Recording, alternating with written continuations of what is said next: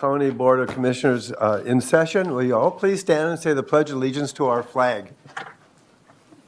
I pledge Allegiance to the flag of the United States of America and to the republic for which it stands, one nation, under God, indivisible, with liberty and justice for all. Good morning, everyone, and I'd like to welcome everyone here, as well as those individuals live streaming it or watching on YouTube. Just for the record, I'd like to say this is May 17th, 2022.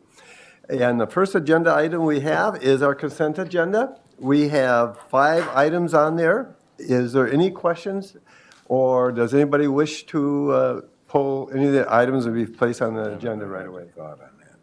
I'll move approval of the consent agenda. A motion by Commissioner Gardner to approve the consent agenda, and a I'll second second by that. Commissioner Anderson. Any further discussion? Hearing none, I'll call for the vote. All in favor, say aye. Aye. Opposed, same sign. Passed unanimously. All right, the next agenda item is a resolution number 2022-24, and actually there's 2 resolutions, and I would like to call on Stephanie Feld, our Kansas County Emergency Management, and Mr. Chair, we're also going to add a resolution on there that you'll be adding. Yes. Yep. She'll add that on there. okay, yep. What's on there? Yeah, okay. Yep. Yep. Yep, there's two resolutions. Thank I you. only read off the first All one. right. But I figured, and you're going to be part of that one, I'm assuming. Okay, please proceed. My first request is for adoption of the Kansas County All Hazard Mitigation Plan.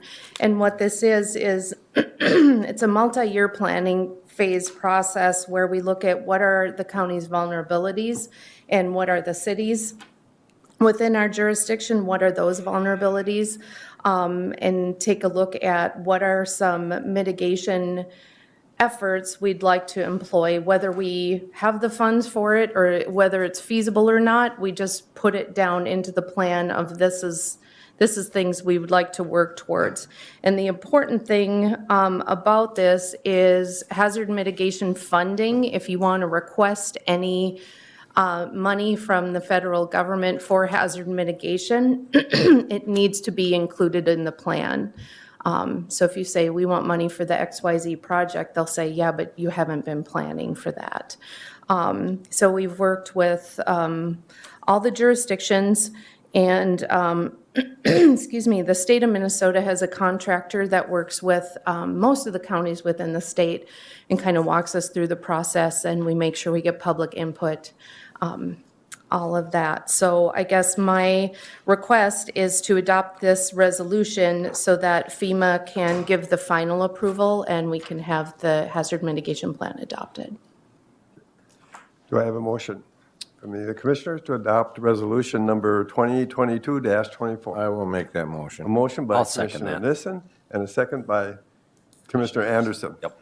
Okay, any further questions or comments? I hand this. Hearing none, I'll call for the vote. All in favor, say aye. Aye. Opposed, same sign. Pass unanimously.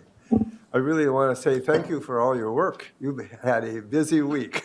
Yeah, busy year, honestly. And it is, it's been. And not only that, law enforcement and the county administrator and many of our department heads and staff are just doing a fantastic job dealing with all the Thank you. crisis type situations that we just got into all of a sudden because of the weather. So thank you. The next resolution is resolution 2022-27, and it's declaring a state of emergency for Kansas County. And Stephanie or Larry, you both want to do it? You proceed? Okay. Well, I met with the emergency managers within District 4 of Homeland Security Emergency Management. And there's, as some of you know, there's been extensive damage in some counties and less in others. So all of the directors are trying to compile their best guess estimates of what the damage is, kind of a preliminary number for Homeland Security Emergency Management, so that we can see if, as a state, we meet the FEMA's threshold for declaring a disaster as a state and receiving some funding. So it's going to depend on the extent of damages what the insurance covers and what that final cost is, will we be able to get some state funding or federal funding? So if we get this resolution passed, then I can move forward with that process and see if we can recoup any costs. Mr. Kalendo. So this is the first step, this is a process in declaring an emergency. So this is the first step that the counties or local governments can take. And so this resolution is declaring a disaster in Kansas County. This first one goes for the state of Minnesota, and then as Stephanie said, there's also a federal guidelines. For the state of Minnesota, the threshold for our county is around $90,000 for damages. And then for the federal government, it's around $9 million total. As a state, as a county here, it'd be about 170,000 for that threshold. Mr. Chair, I'd move on to resolution 2022-20. Motion by Commissioner Emdak, a second by I'll second it. Commissioner Nissen. Okay. Any further questions, Commissioner Emdak? Yes, Mr. Chair, thank you. Stephanie, you mentioned Homeland Security, Emergency Management, and you mentioned FEMA. Are we talking two different applications or two different funds or? I should have clarified that. Minnesota HSEM, sometimes when you say HSEM, people don't understand Homeland Security Emergency Management, but when I say HSEM, that's the state of Minnesota branch that all us county directors work under. But FEMA would be the Federal Emergency Management Association. So the way the funding works is if we meet the state threshold with qualified expenses, and at this point I don't know how that's going to shake out, but if that happens, then qualified expenses can be reimbursed 75% from the state, and we are responsible for 25% of that locally. Now, if we get flipped into qualifying as a state, and it's declared a state disaster, and we meet our threshold as a county, that 174,000, I believe, I would have to double check. If we meet that, then costs could be reimbursed 75% by the federal government and 25% by the state.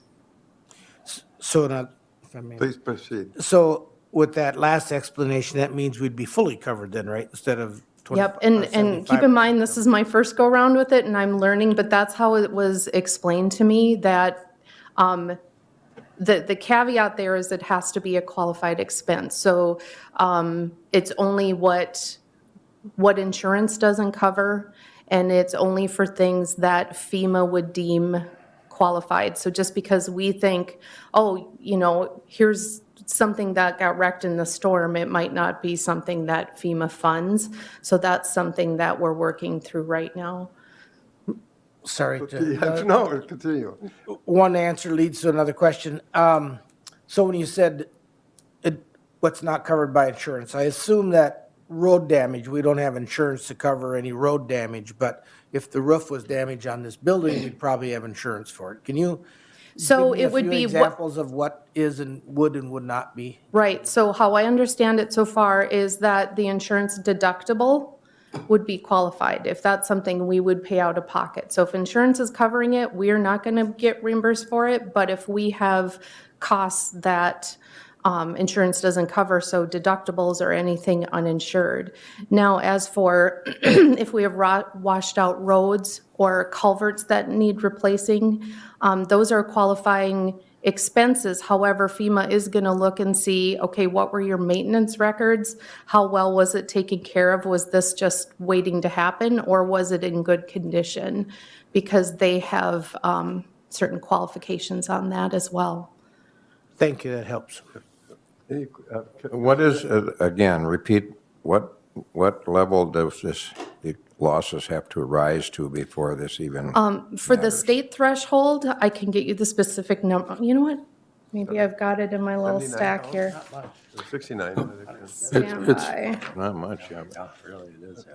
If I remember from the training that we all just took place, I believe the state threshold is just under 90,000, 89 something. Yep. And then the For- federal threshold is about double that, so just under 180,000. Correct. Okay, I and thought I had it and I don't.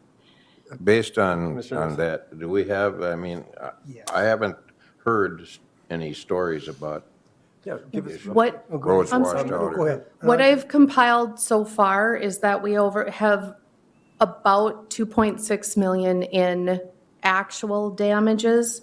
And the uninsured portion of that, again, this is preliminary and it's a best guess, would be about 200,000. Okay.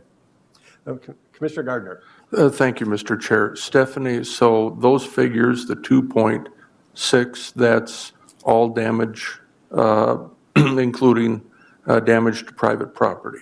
Nope. No? This Private is- property is not included. So this is just public infrastructure? Correct. Okay. So for example, this declaration is declared from May 9th through the 12th, so all the storms of last week. And so take, for example, Monday, we had large hail.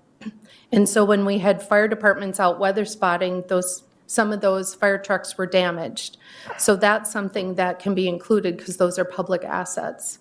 And things such as township roadways, that's included, and county buildings, county infrastructure. But we've had a lot of trees go down on private property, and that's not something that FEMA does insure, or, I'm sorry, recoup. There's a small chance there could be some public assistance, but it's a very slim chance that will even happen. And I don't have that information for you. And just to follow up, if I may, then, so the 200,000, that's just in Candy, Ojai County?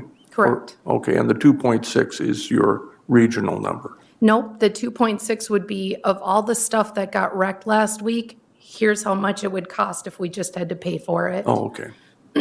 And so taking out what we think insurance might be covering, that brings us down to the 200,000. Okay. And I don't want to stick to those too much because again, we're still getting reports in from townships, we're still hearing back, and people, too, will say, this is all what was damaged. We're not sure what insurance will cover or not, so we kind of have to go So you wild want with it. people to continue to let you know if Yep, they've if it's got public observable damage? public assets. Yes. Yep. And it needs to happen fairly quickly. Right, and our staff, the staff at Emergency Management has been contacting the township supervisors, the cities, and just the various agencies, because we can report everything from if anything happened with MnDOT or DNR or the watershed, all those. And so that's what we're scrambling, trying to compile, because time is sort of the essence here. And what our next step will be that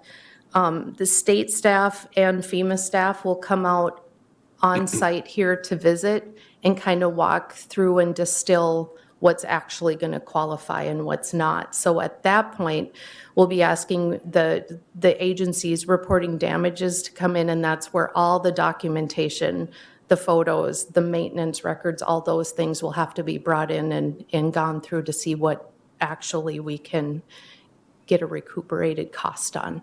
That's a great explanation, and I really appreciate it. Thank you you. so much. Commissioner Emdek. Yeah, a couple of years ago, more than a couple of years ago now, I was a commissioner. It might have been FEMA came out with flood maps, floodplain maps. And I'm trying to recall if the property was not included in those floodplain maps, but they got flooded, would they qualify for an event like this? Because there was a lot of flooded basements and a lot of damages, and some of them probably weren't in floodplains at the time, but I just don't recall that. Maybe I'm getting too far into the weeds, but if constituents see this and then they say, well, do we qualify for this? Well, anyone can buy flood insurance from the National Flood Program. Or do you have to be in a floodplain in order to buy it? Anybody can buy it. Anybody can buy it. But the problem is if you don't have it and you're flooded, you're not going to qualify for any of the, like this that I'm talking about today, this is only public. So if you're an individual and your basement flooded, FEMA looks at that as a individual insurance issue. Now, we want to support as a county if people need help. Is there a community that experienced massive flooding and everybody's trying to muck out their basements, that sort of thing? Then we work with MNVOAD, which is the Minnesota Volunteers Active Minnesota volunteer organizations active in disaster. And we can line people up with assistance trying to get cleaned up, that type of thing. But as far as financial assistance, there isn't anything I can go to the state for. I just have, Please. I have in my mind, New Orleans and all the homes that were brought in there, and private homes were destroyed, and then they brought in, mobile homes for living, and that you would have thought would have been insurance too. So anyway, thank you for that explanation. I'd just like to add that the county board has had 4 2.5-hour sessions on emergency management, and it really shows that there's so much to this, even with all these good questions. And we just went through this, and we finished it up on Tuesday, and Administrator Kleindahl, he's been through emergency management declarations several times in the past, but he was there as well, and yourself. And it really helped us open our eyes about what you have to do and all these little details that, to cram that much in that training, you can't get it all accomplished.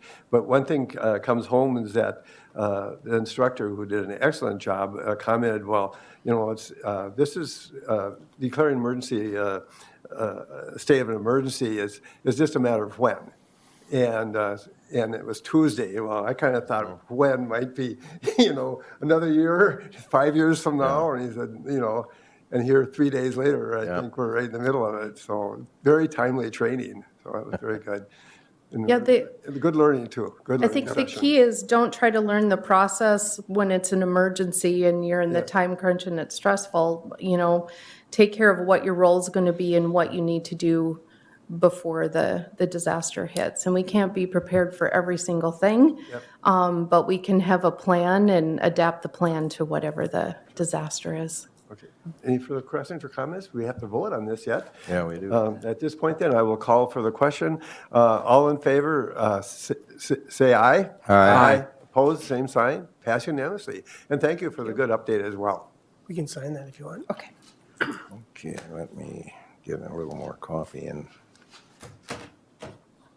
You want to sign it later or no? Oh, sure, okay. Oh, well, you bet. You go sign it first. It doesn't matter. Right.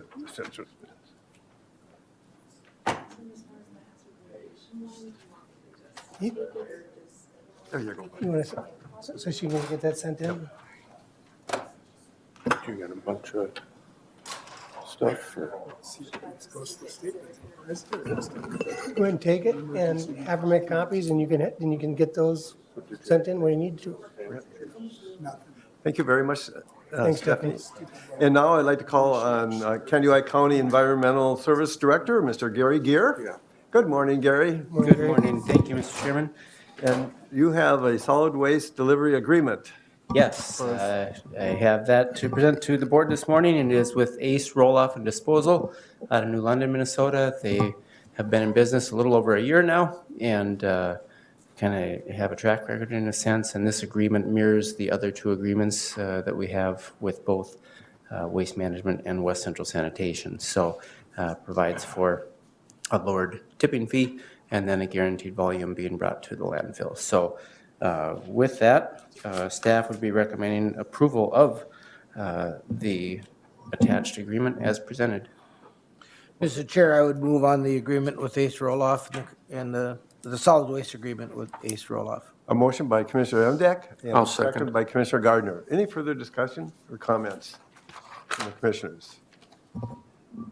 Hearing none, I'll call for the vote. All in favor, say aye. Aye. Opposed, same sign. Pass unanimously. Super. Thank you. Thank you. Would you like to sign, Cory? I guess we do have time if you, I'll just take just one signature. Good. Okay.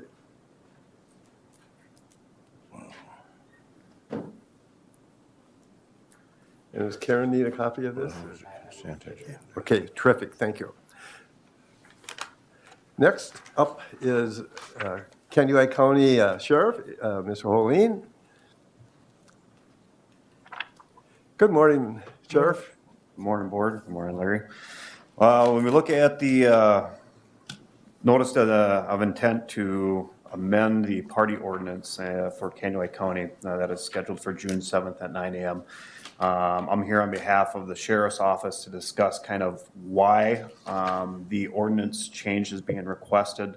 I know Commissioner Emdek has fielded some complaints as well as myself, Larry, with the assistance of County Attorney Shane Baker.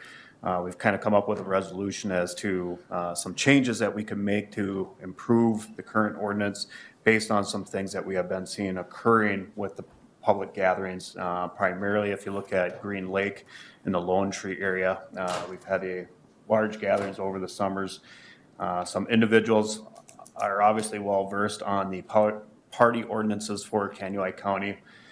Some issues that we're running into, individuals are playing loud music, and we go out and give them their first verbal warning. So long as that violation happens in that 24-hour period under the current ordinance, we're able to cite that person if we can show that they had control of that radio for the loud gathering and nuisance ordinance side of things. What we're looking for is a request to change it to 72 hours versus the 24 hours. And that would primarily cover the weekend events that we are primarily seeing when people are coming out, creating the problems, having those issues at that time. Not just on Green Lake, but there's other lakes that we've had that. But obviously, when we look at the call load, it's very heavy on Green Lake. And that was primarily the issues that we're having. And I'd be more than happy to field any questions that you see on that ordinance change. So it's just a small section that you'll be seeing that's changing from substituting 72 hours for that 24 hours period in that ordinance number 3 under the penalties section. Commissioners, any questions or comments? My question is, when would we set a public hearing then? So, Mr. Chair, we would set it, the request is for June 7th for public hearing. And we would set it for 9 a.m. So we're required to advertise that public hearing. It's like every other public hearing. So we'll put it in our official newspaper to advertise it and make the public aware. And there'll be a public hearing to take any testimony that people may have. At that time, the hearing would be closed, and then the board will decide whether or not you want to change it. After, if you do accept, it does pass, then it has to be posted for, I believe, 30 days, and then it takes effect. We have a request from Sheriff Folene to have a public hearing. Is there a motion to approve that for June 7th at 9 a.m.? I'll make that motion. A motion by Commissioner Nissen and a second I'll by second that. Commissioner Emdek. Any further questions or comments? Hearing none, I'll call for the vote. All in favor, say aye. Aye. Opposed, same sign. Pass unanimously. Thank you. Thank you. Have a good morning. Thank you. See you again on the 7th. And next, I would like to call on Kanuai County Human Services, or Human Resource, not Services, Human Resource Director Connie Moat. And you have some information and some discussion concerning possibly doing a search versus in-house. Please proceed. Thank you. Thank you for having me this morning. Good morning to the commissioners and also to our guests. I've got actually two different options. As you know, the administrator, Larry Kleindl, has tendered his resignation and will be retiring from us effective next February, so February of 2023. With that being said, this does seem like this is a long time frame to be looking and starting this process. However, there are a very limited amount of people that would qualify for this position, and that search will take some time. And then we're also would like to have some overlap so that the new administrator would be able to work with Mr. Kleindl before he would retire in February. So with that being said, I'm looking to the board for some direction on a couple of different options. Our first option would be if we were to handle the search, the candidate search, on our own, with our own internal assets, myself, my department, as well as any other, things that we could use as far as a candidate search. The other option is to have a service or a consultant that would do the search for us, and they are well-versed in these types of searches for administrative level positions. So with that being said, that would be my direction that I'm asking for today, is what would the board prefer me to do?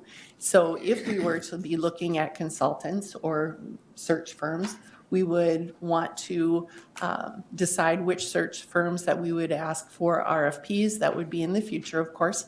And then request for proposals, I'm sorry, acronyms. So request for proposals from at least 3 groups. So that would be my question to you today. What would be the direction that you would like me to proceed? Commissioner MDEC. I see Larry had his hand, but you go ahead first, Larry. No, go ahead. I just wanted to say that, I think that, I just want to make something really clear. You said the search firm would handle that for us. They don't make the decision, as I understand it. They will help us identify the candidates, maybe screen some candidates, help set up the right types of questions. And I think there's even some guarantees as to if somebody comes in and doesn't, in a year they're gone or whatever, that they Right. will. Absolutely, you're totally correct on many of those points. This would be a firm that would get us qualified candidates for the position. The rest of the process would be the same as it would be for any other of our openings. We would choose our candidates that we would wish to interview based on, the recommendations of the consultant, and also what we feel our needs are. So we would review those candidates, their qualifications, their backgrounds, that kind of thing, decide who we would want to interview. That's totally our prerogative on interviewing which candidates are presented by the search firm. And then we would be able to do that interview, make those determinations within the board, and then make that offer as well. So yes, that still falls within our purview, certainly, for making those determinations. Mr. Kleindl. So basically what Connie's asking you guys is, if you wanted to do an RFP, request for proposals, she'll send those out. And then the next board meeting, you could look at those proposals and decide which one you wanted. I just had, Commissioner Nissen. what is normally, do we have any kind of idea what a national search firm would cost? Right now, we've had one of the firms that we've been looking at throw out a ballpark figure. Now, this is very general. I caution you, very general, in the mid-20s, 20 to 30,000. Commissioner Gardner. Go ahead. You were going to follow up? I can wait till you're. Okay, thank you. Thank you, Mr. Chair. Connie, there's no question that you could handle this internally. Thank you. I'm guessing you, like most of our department heads, probably have more than enough on your plate the way it is. And my own personal opinion, I would be in favor of going out to a search firm and asking for those RFPs. Okay, thank you. Commissioner MDEC, and then Yeah, Nissen, and then Henderson. Okay. we're going a little backwards here, so if that's not a motion, I will make a motion that we use the approach of going with an outside firm, request for proposals from outside firms. I think this is too big of a decision to, even some of us on the board, I don't know that we want to get personally involved with it, even if we're on the labor committee. And it provides, I think, some good, a broader net, a bigger net cast possibly, and really can provide a little insulation for the Board of Commissioners in terms of how we go forward. I'll Commissioner provide the MDEC, second. I'd like to follow up and ask you, would you, and just quickly add to that motion, like how many firms do we apply for? And what common number of firms that we're going to request? Does that have to be part of the motion, or we just leave that up to your discretion? When you do an Mr. Chair? Yeah, please. When you do a normal RFP, you just put it out there and. Oh, and they all can, okay. Anybody that can apply for it. Okay, Thank you. And we have a motion to go with a search firm. I would second. And a second by Commissioner Gardner. Any further questions or Yeah, comments? I just- Commissioner Anderson? No, Nissen? Everybody wants to talk. Well, Proceed. just And that's good. a little concerned that, I assume that whoever we got as a search firm would cast a net for perhaps folks that might even be employed by Kennedy County now.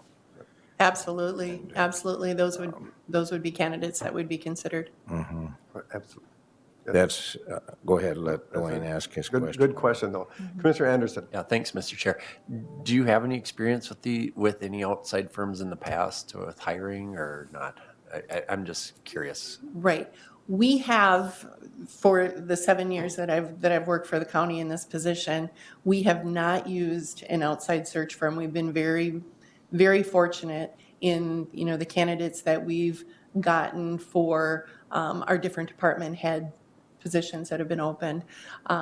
We've hired for the community corrections director. We've hired for the health and human services director.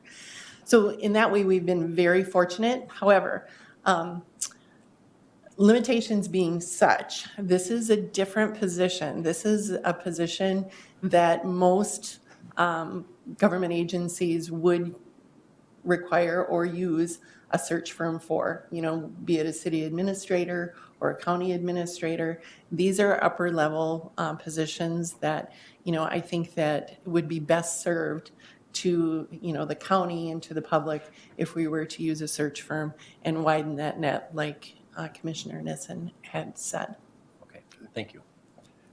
I'd just like to add that I did have some experience myself last year, as a matter of fact, on one of the joint powers boards that we serve on, and hiring a director for that program with 4 other counties. And we used a Minnesota search firm, and very pleased with the results, and it's a good way to go. But I also recognize that you're still going to have a lot of work connected with this. Yes. Yes, With the absolutely. job description, with the board, with the salary range and updating all that information, giving the background, because they do work very closely with the agency's human service or human resources. Yes. Commissioner Emdek. Before we vote, so the school boards often use the same firms that we would be considering and inviting to do an RFP. But they also have something called MSBA, I think it's called Minnesota School Board Association, that provides some sort of support and services in that way. Do we have any of that at a county level? I don't believe so, but we would, Just to follow up on that, I was just thinking, if we were to do an internal search, we could call on the AMC to help us advertise it. I mean, That's kind of my question. Yeah. I'm not aware of anything like that, but and that would save us some money, but also you don't get as many candidates. So there's Right. hills and valleys there. right. Administrator Plano? So what these firms offer you that you won't be able to do on your own is they go out and recruit and do head hunting. AMC would put it on their website. A silent ad is different than an active ad. A silent ad, somebody has to go look and find it to apply. An active ad, people call or send you letters saying, Kennedy County has an opening for administrator. Here's where Kennedy County is located, and they actually will talk to you. And I get phone calls or emails quite often, people trying to recruit you. Right. One of the concerns I had was, I was thinking, hopefully we have internal and just candidates from the state of Minnesota would know our system. It'd be really great. And that's probably all we need to search. But I believe it was Commissioner Emdek, who I talked to as the vice chair briefly about this, mentioned that, and it really was a good point, that he had heard that we should be looking nationally as well, because it's not that we're bringing somebody in from another area, but it could have been somebody here that worked in this community before and would want to come back. So, but there's so much more to these searches than just advertising and get the name out. You know, they do help screen the candidates and set up the interview questions and a lot of extra behind the scenes. They do the record checks and very, very thorough record checks. And this is like you mentioned, this is a big, important position, and we want to be sure we cross all our Ts and dot our Is and find that best candidate, and it's going to be hard. Because there's going to be, hopefully, a lot of applicants, so we'll see. And they also help, setting out the notices and so forth, and setting up the meetings and the interviews. And we'll find out more when we get the request for proposals, exactly what's all involved. Am I correct? Correct, yes. I believe that each firm that we would approach or that we would grant a proposal to or would entertain a proposal from would then give us additional information. I mean, they would need to basically sell themselves to us. So they're going to put their best foot forward as far as documentation, any kind of publications that they would have. They would, upon your request, come here for a presentation in person, and then also entertain questions from the board directly. Any further discussion? Just another Commissioner Nissen, yes. off-the-wall observation. I've heard chat in this group about possibly entertaining the thought of having an administrative assistant for Larry, because would that affect the type of person we would want to, is that a decision we should talk about Okay, before we make an offer, or before we Yes. put our information together? Yeah. First Do off, we want to do that or Yeah. not? And I want to just clarify a couple things. These chats have been at the board meetings talking about ARPA dollars and so forth. But I think it would involve that, and that would be part of the discussion as we move it further, step along, and even part of the discussion later this morning. Commissioner, or Administrator So Kleinfeld. that's the model the city of Wilmer used, or just have gone through. They hired their city administrator, and then they knew they were going to do it, eventually do a deputy. And they use that process and wait until that person was in place, they waited until Leslie was in place, and they just went through the process. And matter of fact, that person just was at the board meeting last night, I believe. So that is a process. So, yeah. Yeah, I just had heard some chat about that before. Yep, that's our, Well, and I think we can bring it up again at the last. Well, it would impact somewhat what we're looking for in an administrator, because you're going to have some help. Yep. Larry has not had, well, he's had help. We have a fine staff in the same room as him, but someone is dedicated just to help do those things like the budget and all the things he works on. So I think that might impact salary we would offer, because we'd have to consider the total cost of what administration would cost. And so those are things that we maybe should take a look at before we get, I'm just throwing that out too. Sure, Because, and I would guess with part of the proposal, that is, they won't be interested in that part at this stage. Correct. I believe that this, the request for proposals on this particular situation would be for the county administrator, and then the new county administrator would be involved in, the hiring of a deputy administrator at that point. I think that we kind of need to have one building block before we have the other. Exactly, and that's up to the new person, whoever that would be, if they even want to proceed down that road as well.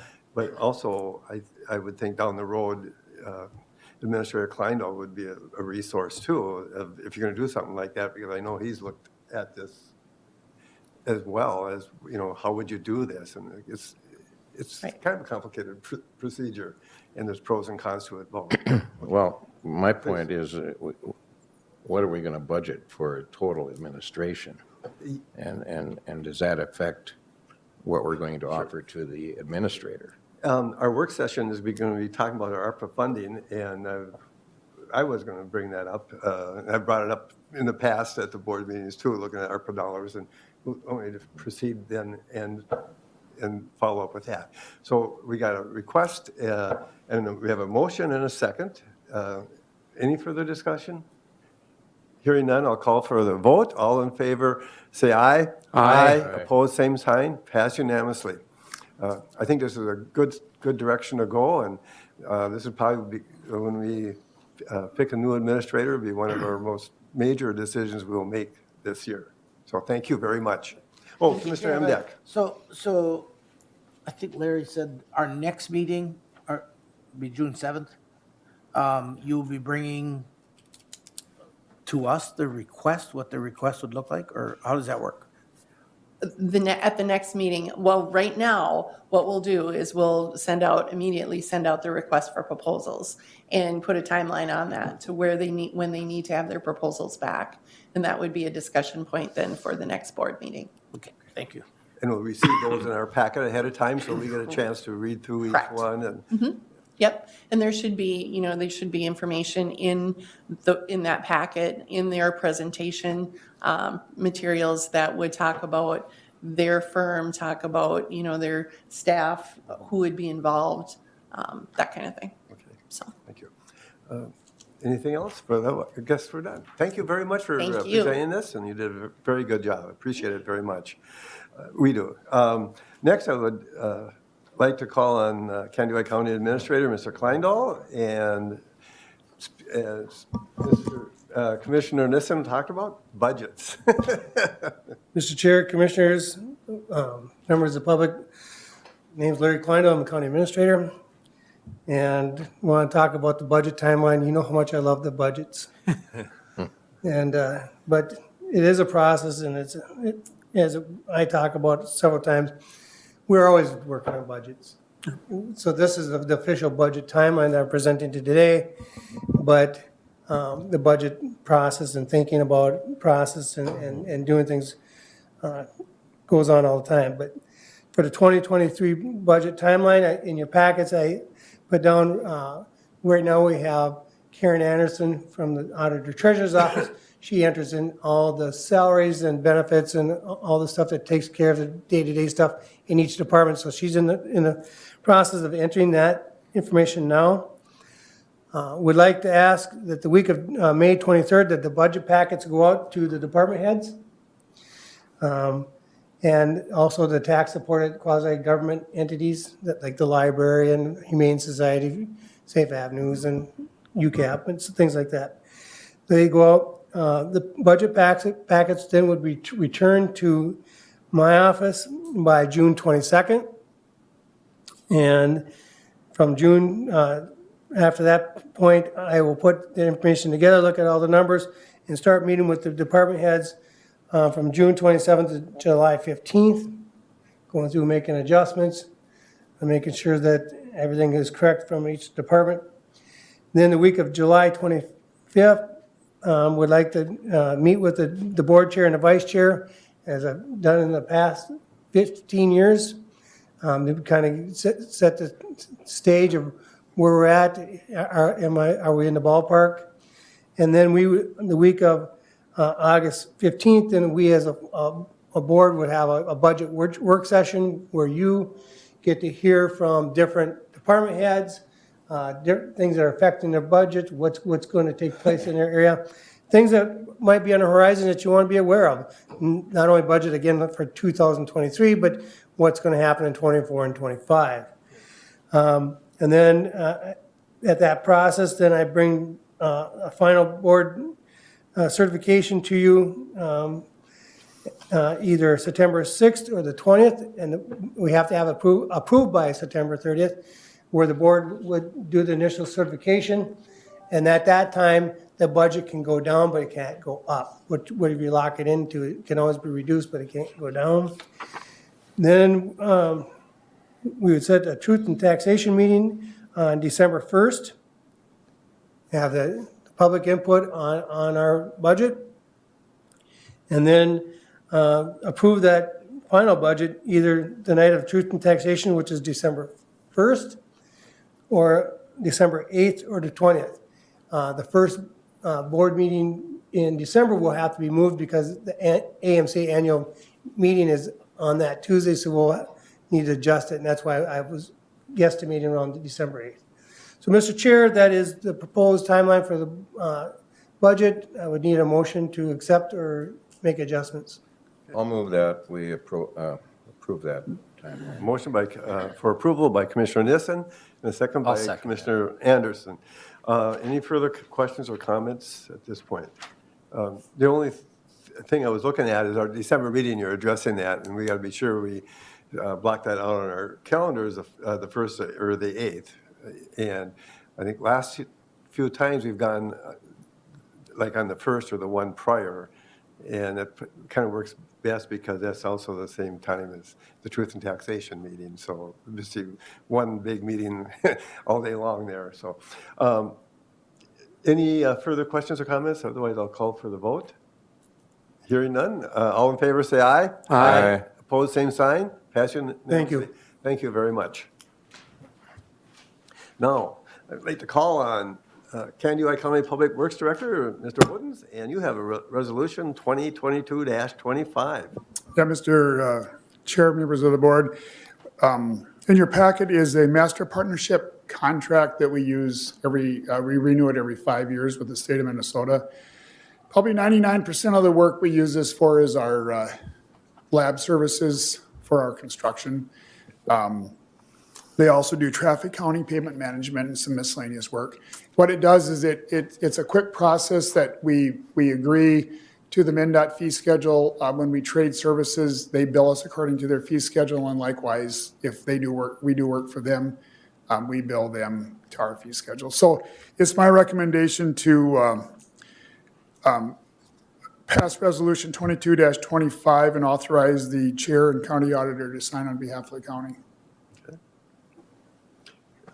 Any So move. a motion by Commissioner Gardner and a second by I'll second that. Commissioner Emdek.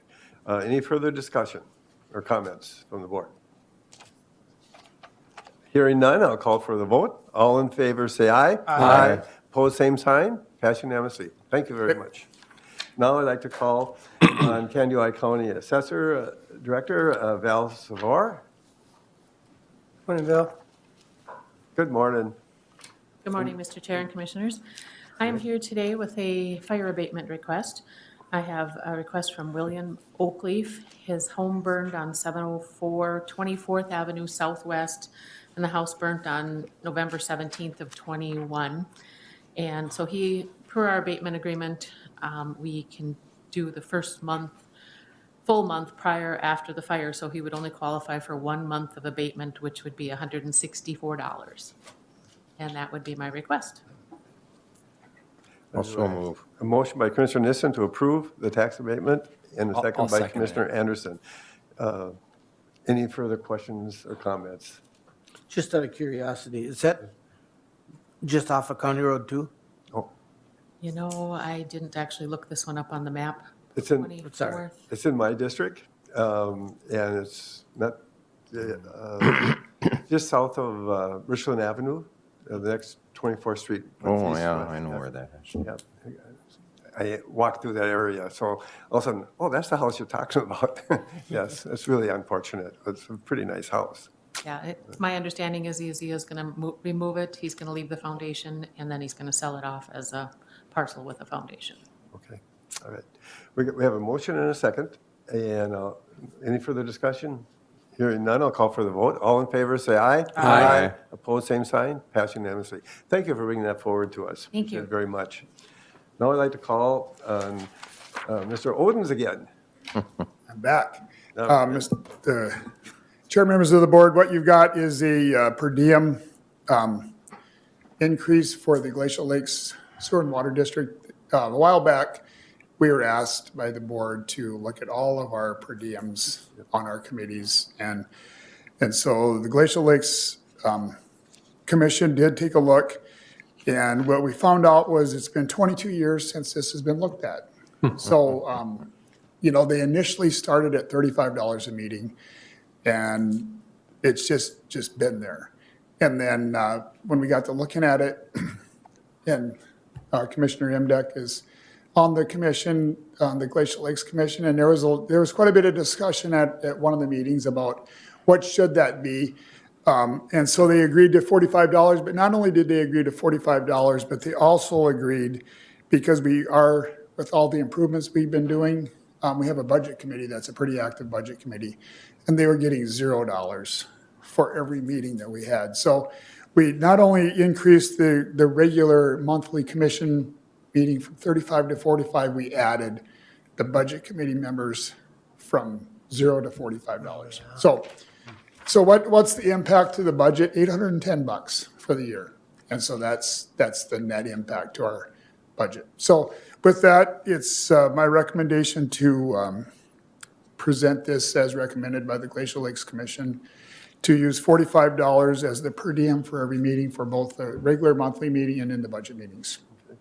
I'd just like to add that we've been adjusting several of these this past year, and they seem to range about from 45 to 65. Yep. And my only question is 45 enough? You know, and Because it goes back so many years. And maybe Commissioner Nemdak can talk about that a little bit. This is a large debate because you got, you know, we're an enterprise fund. So whatever dollar we spend, we have to up it. We have to up it on rates. And so they debated this. You know, I think we all agree that 45 seems a little light because, you know, like we all know, there's monthly meetings and budget meetings, and they do more work than just go to the meeting. But they kind of agreed that 45 was that happy medium. And I'd move on the motion, or on the Motion for- resolution. Do we have a motion for $45? Do I have a second? I'll second it. A second by Commissioner Nissen. Any further comment? Yeah, it was a fairly spirited discussion, and I think I got outvoted everything to one on that one, because I was encouraging them to go to $65, but this came just at the time, or maybe, yeah, 65. Oh. It came just at the time they had done a whole budget review, and there was going to be increases to everybody. So to the credit of the commission, they decided that this wasn't the right time to go to 65. It's $810. It would have been, you know, something less than half of that as an increase, but it was more the principle of the thing. And again, I commend the commission. One thing we did do, though, is that the budget committee was not even getting paid for Right. their time. Yep. And so when they meet and they do the hardest work, they now too will get $45 for their budget committee Yep. meetings. Yep. And this is something we can look at again next year if we wished. Well, the commission, it would start at the Or they commission. would, yes. Okay. Any further questions or comments? Hearing none, I'll call for the vote. All in favor, say aye. Aye. Opposed, same sign. Pass unanimously. And we want to thank them, all those individuals involved on these boards. It takes a lot of time, and their commitment to our county is great. And now I'd like to call on Administrator Kleindahl, and you want to talk about a silent auction. Mr. Chair, Commissioners, I think I mentioned it briefly in my administrative report last board meeting that I would be coming to you at a future date to request us to dispose of some surplus property, mainly old office chairs and desks and things like that. I think it's been almost a decade since our last auction. And so what I'd like to do is have a surplus silent auction on June 23rd from 10 a.m. to 2 p.m. Where it would operate would be out here in the Health and Human Services parking lot. You'd come in, you'd register, and you get a number, and then you'd write your number on the auction item that you're interested in, what old desk chair you want. Or, or there might be some other stuff, miscellaneous stuff is in it, but it's mainly will be furniture, but there may be some old radios type things that we'll be getting rid of, and some other miscellaneous. We'll have items that listed available online on our website, hopefully by the end of May. And then we'll, of course, advertise this as well so the public will know about it. And then it'll be open for bids. So I would need approval to do that. So it's all in person then, right? Yes, it's all in person. It's in the parking lot. Okay. And the plan would be, it would go from 10 a.m. to 2 p.m., like I said. We would want them to pay for it right after that time, and then the items would need to be picked up by 5 p.m. that day. Entertain a motion for the silent auction. I would so move. A motion by Commissioner Gardner and a second, the chair will second that. Any further discussion? Commissioner Emdek? Yeah, I would just say for those of you who might be looking for a deer stand chair, this is a great place to get a deer stand chair. There you go. Drive up the value a little bit to the county, but There if you you're go. looking for one, sorry about that. Yeah, You're gonna pay more. I think at one of the silent auctions I bought a long time ago from the county, a desk I use in my basement in one room. Yeah, still works. It's not upstairs, let's put it that way. Okay, any further discussion or comments from the commissioners? Hearing none, I'll call for the vote. All in favor, say aye. Aye. Opposed, same sign. Pass unanimously. Thank you very much. And now I'd like to call on Kansas County Chief Deputy Auditor Treasurer, Mr. Tom Odens. Good morning. Morning, Mr. Chair, members of the board. Tom Odens from the Auditor Treasurer's Office here this morning with Resolution 2022-26. And it is requesting approving an application for a Dropbox grant. The Secretary of State's office has appropriated $2 million for counties and local units of government to implement drop boxes as well as security for those drop boxes for election purposes. So we do on the east side of our downtown county office building have a drop box there currently. So what we're looking at using this grant to do is we're going to have a dedicated camera that'll be trained on that drop box. So it'll be a 24-hour surveillance for the 46 days prior to the primary election and then the 46 days prior to the state general election. And along with that, so we'll have all that footage stored on a dedicated storage unit, and then we'll also have to keep that for retention period, which is typically with elections for 22 months. So that would be what we are looking at doing to monitor our current drop box. We do, the other part of this grant is it would be a reimbursement program, so the county would pay and then the state would reimburse us through the grant. And we do have an estimate of just over $3,000, so we wouldn't be using the full 15, but that's what we're here asking. I would entertain a motion for resolution number 2022-26. I will so move Resolution 2022-26. Okay. Is there a second? I'll second that. A second by Commissioner Emdek. Any discussion? I just have a question Please on proceed. the video that you're going to keep. Who's going to access that and look at that during the election process? Is it going to be the auditor's office, or are you just going to take pictures and put them away and nobody will? Yeah, so it'll be a 24-hour video. So we'll have the footage for the whole 46 days prior. We'll have access to it as well as our IT staff. Okay, but access and actually looking at the video is two different things. Yeah, and that is a good question. And at our conference, there was some talk about that at our state or our elections conference. There actually will be coming some more clarification as that footage, how we, the minimum requirements that we have to view it, or how, so that is actually something that we're going to get more input on from the. Like maybe two election judges Yep. take a look at it from time to time, or Correct. something like that. Yep, and then when we go and empty the drop box, we will have, during that time, it'll be two election judges of differing major political parties. Okay. So to keep everything, just to alleviate any questions. Then most of the stuff we do with elections, it would be that same control. So we'd have different major political parties. Yep, thank you. Yep. Commissioner Anderson. So are these drop boxes, are they mandated by the state, or is this just? They're not. No, it's an option. But we did implement it part of COVID in the last election cycle. We have it's bolted, secured to the concrete out front on the east side of the building. Yeah, okay. My concern is just that elections are very sacred, in my opinion, and I'm not really comfortable with the way things are going to get things so open up that, I mean, everybody can vote. You know, the old adage, vote early, vote often, it kind of scares me, so. Any other discussions or comments? Other than I'd really like to compliment your department in the elections we've had in the past. I think Kansas County has a good track record of doing a good job at elections, and this sounds like this is one more tool, if we are going to do something like this, that we are sure that it's secure. And I appreciate that very much. Any further comments or questions? Hearing none, I'll call for the vote. All in favor, say aye. Aye. Opposed, same sign. Passed unanimously. Thank you very much for bringing that forward.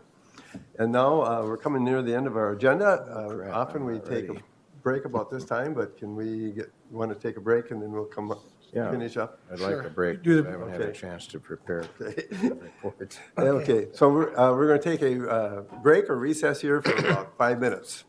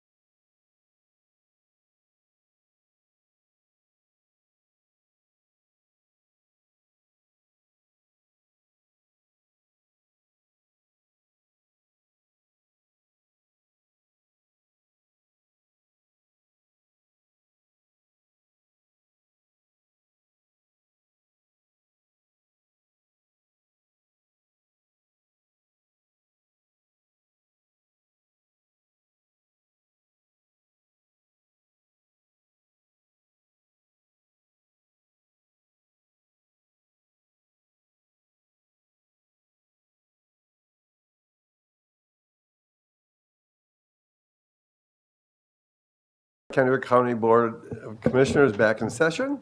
At this point, I'd like to call on Administrator Kleindahl for his updates. So I really been pretty active this week working on trying storm damage with Stephanie. Trying to get the reports into the MCIT with Karen Dahlman, my administrative assistant. The three of us have been working with the department heads to try to gather data and what we need to submit. We have not had assessors come out and look at assess the damage because they're really busy with other counties as well. And so, we're using an estimate of what we believe is the cost of the storms. Like, for example, we're collecting all the overtime that we put in. Mel's office and along with the sewer district put in a lot of overtime. And I just want to publicly thank those staff for going above and beyond. They were actually, and Mel can attest to this, we had people physically driving their truck from one lift station to another lift station, manually turning the pumps on and off and then running into another one. There was several periods where on Monday, because we weren't thinking the storms would be coming one after another, we had a lot of our staff that were going 24 hours or more. And then, so they had to work, figure out how to handle that and work with the skeleton crew. And so I just wanted to say thank you for them, and you are recognized. I recognize that, and I just want to thank you. That's all I have for now. Okay, thank you. Yes, that thank you extends from all of us as well. Yes, appreciate all those people out there in these emergencies. And the public makes them more aware of what's happening with government and so many different parts of it. And we need them there. That's good. I'd like to start, anything on your calendars, any commissioner that you want to share at this point? Otherwise, I'll ask for our committee reports, and we'll try to keep these brief if we can, and then we'll recess and go into our work session. Start with you again. Commissioner Gardner, please. Thank you, Mr. Chair. The one I really want to touch on here today is the Vision 2040 Housing Subcommittee, and it'll be, I think, at least semi-germane to our later discussion at the work session. So we met on the 9th, and the first item that we discussed was that we had put out RFPs for a housing study to be done across Candiota County. The last one was done in 2015. What we learned was that the state of South Dakota, their legislature has committed $220 million for housing. All of these communities are going to be required to do housing studies. And so all of the search firms, and there's one in particular that we'd used in the past, are going to be engaged in that. And the firm who did the last search back in 2015 said, sorry, we can't even touch it. We're strictly doing South Dakota right now. There was one other firm who didn't respond to the RFP, but just threw out a price. And we've basically extended for another couple of weeks the RFP. But even if we get a firm, not all of the census data that would go into this type of housing report is yet released. So we probably wouldn't see anything in the way of a finished product until probably the first quarter of next year, best case. That makes it difficult, especially if you have to have opportunity to apply for any funding that might be coming down from the state, which of course we don't know what the finals are going to be of that as well. So we're going to circle back with those vendors, and then we'll just see what happens. But I don't think we'll be having a housing study anytime soon. That doesn't mean we can't work on housing. It just means that some of the more formal processes might potentially be delayed due to the lack of an updated housing study. It was also reported to us that, and I want to say this was for the city of Wilmer. As of that date, May 9th, there were 26 homes for sale throughout the entire city. And homes are selling within a week, and the average price is $250,000.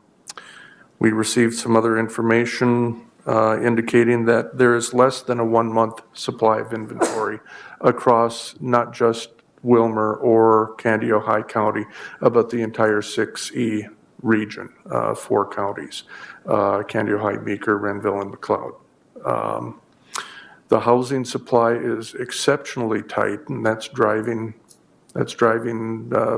prices really to places that I would have imagined might be possible over a 5-year period of time, not a matter of months.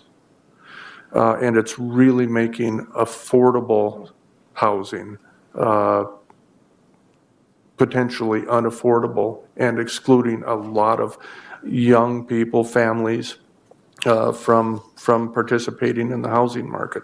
And that's a huge concern for me, and I'll be probably talking about that a little more later. That's the one that I wanted to touch on today. Okay. And you're done. I am. Oh, all right. I thought you were. I know, isn't that Okay. unusual? So you might want to move on to your other ones, but no, thank you very much for staying on task. Commissioner Nissen, please. All right, I had a number of meetings, 2 groundbreakings. We had Roger and I, and maybe some others had a groundbreaking for the North Gap of the Highway 23. That was kind of fun to participate in. And then we had the groundbreaking yesterday of the charter project over on 141st Street. Is that, yeah. That's the Nest Lake. Yeah. Yep. And so that was kind of interesting and fun and moving the ball forward a little bit on broadband, which has been my goal since I got going here.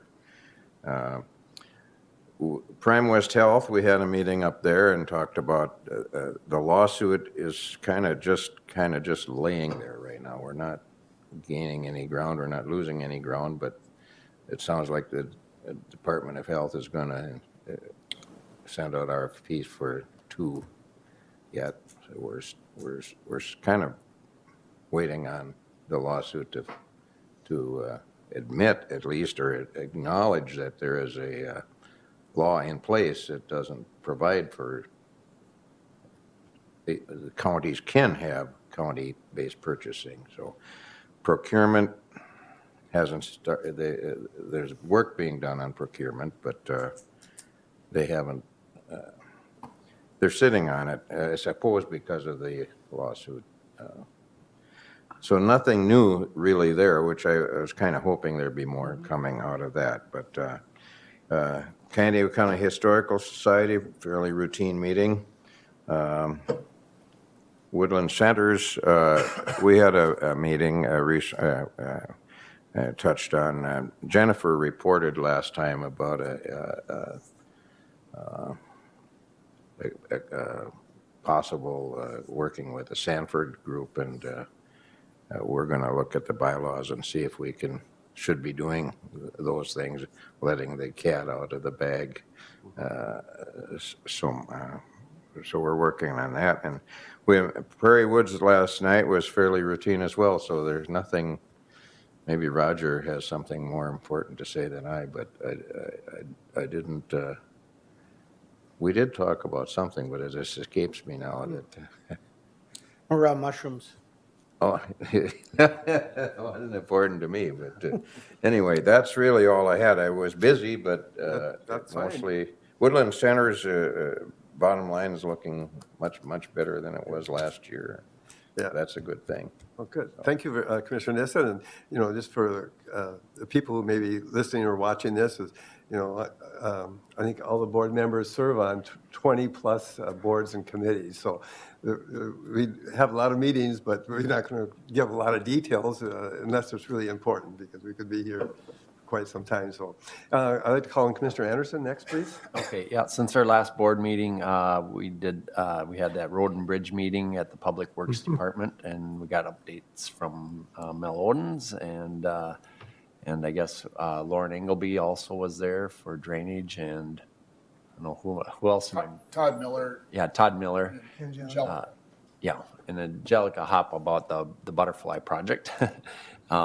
Anyway, so there, but we were all pretty much there, I guess. And then that afternoon, I went to the surveyor meeting that Commissioner Imdeck invited us to, and I thought that was very informative. It was Dwayne Bonema put on the presentation, and it was very informative, and it was kind of a history lesson basically about the state of Minnesota and how surveying, blocked out the state so that it could be sold off in parcels, and it was just very fun to watch and see. We went out to see one of the monuments and saw how they way back when, back in, well, I think the last time that one was found or whatever was like 1910, and but it showed the surveyor's notes on how he located it and how a person in the future could find it, and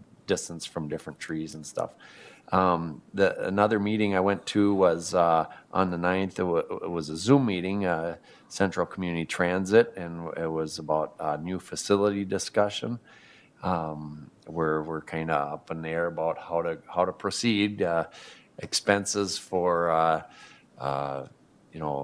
lumber and everything has gone way up, and we're trying to look at getting a grant to pay for it if they're going up so fast. We don't know if the grants that we apply for are going to be able to keep up with the costs of a new facility. So that's basically how that discussion ended. Then on the 11th, I had a Pact for Families meeting down in Glencoe that I'm an alternate, and then Commissioner Berg is the delegate for that. But I went for it for two reasons. We haven't, since I've been a commissioner, I haven't had a lot of meetings in person, and it was kind of nice to go there to meet people and then to see what Pact for Families is all about. And I think they really provide great services for people that need them or want them. And part of the discussion was there's so many services that are available to people like with mental health issues and kids with needs and families with needs that people should get out there and ask about the different services that are available, because people that need help or want help can get it if they really do need it. They just got to be willing to ask and give one of us commissioners a call if you need to find out who to go to, or call the county administrator or somebody in the county can get you in touch with people that can help you if you have any kind of issues that you need help with. Then later that afternoon, that was another reason why I went to Glencoe, was we got to tour the transit facility in Glencoe, and that was very insightful, I guess I should say, about when we're talking about a new facility, it's nice to be informed and to kind of know what we're looking for and what we might want to have in a new facility if we do proceed with building for Central Community Transit. Add to that or interrupt you, yeah. That was an eye-opener to see that facility. And Yes. I think we're pretty jealous. Yeah. Very nice. We would like to copy it. Yeah. Just put it that way, as much as possible. Yeah. And they were fine with that, but we got to go through the architect because they have copyright laws and stuff. Yeah. We can't just copy it.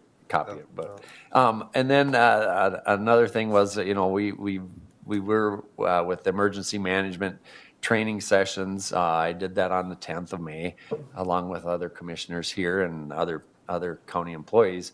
And that was a really good training. One of the downsides last week was we did have a hailstorm or a big storm event, and I was kind of bummed out about it because we did have extensive hail damage on our property. I think, this is a personal note, hailstones up to not quite baseball size, but if you stretch it a little bit, they were. And it was like people were throwing baseballs at our house for like at least 10 minutes. And that was kind of depressing. However, to put things in perspective, an individual last week was killed down in the Bloomkist area. And he's a guy I've known for many years. He's a plumbing and heating individual. His name is Ryan Erickson. I think I can mention that. You sure can. And he was on township board in Lake Lillian Township for many years. He was on the fire department in Bloomkist. He's going to be very sorely missed. He was killed. I believe he was going to the call to go out to help watch for storm damage. And he basically ran by his grain bin that was on his building site, and the bin blew over on him. It was empty, and just kind of a freak accident, and it's really sad. And it's going to be a big loss for the Bloomkist area. For everybody. As one of our own. Yeah, in a yeah. sense, yeah. I think Commissioner Emdek, please proceed. Thank you, Mr. Chair. We've already mentioned the road and bridge and meet me at the corner, the Highway 23 ribbon cutting, the broadband groundbreaking. I think what the note of significance last night is that Prairie Woods Environmental Learning Center is setting up a capital, I think they're calling it a capital renewal fund as our buildings wear out there, the decks and the roofs and all of that. And so we're starting to dedicate some of the revenue. They made note of the $24,000 a year that comes from the county and appreciated that. But I think in the past, it hasn't been put in a fund like that, but that's something that'll get started and that'll be beneficial. On May 5th, we had a Zoom meeting with Senator Klobuchar's office and regarding transportation issues and broadband issues and hopefully we'll get some opportunities coming out of that meeting to where we can source some finances for both broadband and transportation, particularly the County Road 55 bridge. We had a community corrections meeting on a week ago today, I think it was, or at least last week. And we talked quite a bit in there about the Justice Reinvestment Initiative, which AMC hopes we can push over the finish line this year, which will bring fair and equitable funding to all the sources or all the delivery systems for corrections. And quite honestly, if it doesn't happen, you could see some big counties like Ramsey or Hennepin saying, we're going to let this go back to the state because we can't afford at a local level to do this. So I'm hoping that people who can make a difference are listening. Saturday morning or Saturday midday, Minnesota Turkey Growers Association had an appreciation lunch downstairs that I attended, and that was kind of fun. And they served a nice lunch. And then Friday and Saturday, or Thursday and Friday, I was in St. Paul at an AMC Futures meeting. Futures is essentially a sort of a leadership think tank type of a program through AMC where they bring speakers in to talk about evolving issues or maybe some of them are old issues that never have gotten resolved, and an opportunity to share ideas with colleagues, not just commissioners, but administrators and other staff people from around the state. So it was interesting. We had two members, most of you guys know Larry Lindor from Pope County and Todd Patzer from Lacaparo. As we're just getting to the end of the meeting on Thursday, they're getting the phone calls from their sons, their grown sons, family members, about the damage on their place. And they said, "Oh, nothing we can do about it. We're sticking around for tomorrow." And I was kind of impressed with that. So they finished the meeting on Friday and then went home to face what they had to face.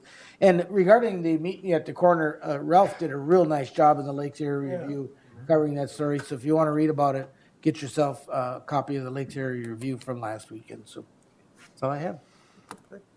All right, and I'm last. I just want to highlight a couple of the things I attended that haven't been mentioned or that you need to know. I just want to share that we had a Hot Creek, the One Watershed Plan meeting, and went really quite well. Heidi Rosenquist from Hot Creek Project is officially, we're contracting with her for the services, and there's agreement upon that, and it looks like it's going to work out really well. And that was a 900 and some thousand startup dollars will be available, but meantime, we don't have any money to start up, and the board there, the 6 entities, 3 county commissioners and the 3 soil and water individuals all voted unanimously that we contribute $1,500 each. That would give us approximately $9,000 for startup costs as we move on, and probably won't be coming back at this point, again, for money from the counties and the soil and water, but we're going to proceed with that. And one other thing I wanted to be sure I highlighted. Any questions? Doc for family, no, we hit an EDC meeting, it was very interesting, but there's a lot of details and nothing to share at this point. So I will then end my session. Oh, Amy Klobuchar, that's what I wanted to talk about, Senator Klobuchar. Roger and I were on that Zoom with Administrator Kleindahl, and very good one. But one thing that came up, and I believe Commissioner Emdek mentioned, grants. And one of the discussion we were talking about the grants was all these grants available, but a very little short time. And we really need somebody maybe in that area, and it was good that you brought that up. So I don't have anything more at this point. Any other thing from the other county commissioners? Hearing none, then I will hereby adjourn the Kennewick County Board of Commissioners meeting.